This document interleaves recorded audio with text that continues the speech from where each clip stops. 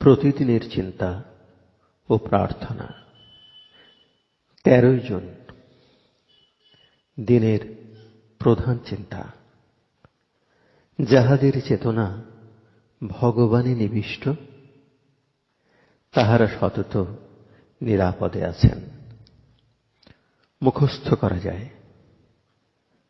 হইলে ভূমিষ্ঠ যাবে মাতৃগর্ভ হতে, ছিলে নাকি বসনবিহীন, ছিল নাকি প্রাণাত্মা তোমার নিরাপদ আশ্রয়ে, হয়নি যখন তোমার এ দেহ ধারণ, তবে হও কেন অস্থির এখন, চঞ্চল কাতর?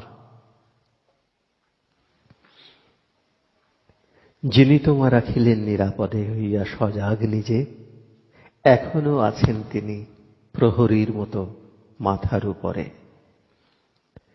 প্রেম যাঁর পাইলে গো তুমি বহুদিন আগে, এখনই তাঁহারই স্নেহ রয়েছে ঘিরিয়া তোমায়। হে মন আমার, শান্ত হও তুমি, রাখিও স্মরণে এই সত্য কথা। উপদেশ।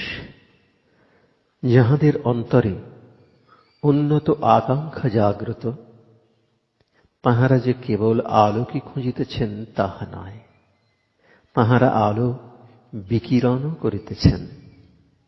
ঘরে আলো আসিবে, তাই আমরা যেমন জানালা পরিষ্কার করি, তেমনি আমাদের কাজ বাধা বিপত্তিকে দূরে সরাইয়া আধ্যাত্ম জীবনের পথ অবারিত করা।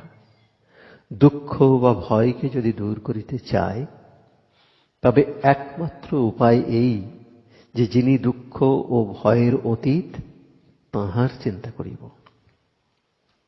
দুর্বলতাকে জয় করিতে যদি চাও, তবে যিনি অনন্ত শক্তির আধার, তাঁহাকে স্মরণ করিও।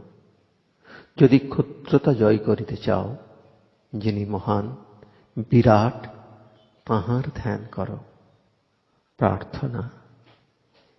হে করুণানিধি, আমাকে তোমার নিরাপদ আশ্রয়ে রক্ষা করো, আশীর্বাদ করো, যেন আমি মনে বল ও হৃদয়ে নির্ভীকতা সঞ্চয় করিতে পারি।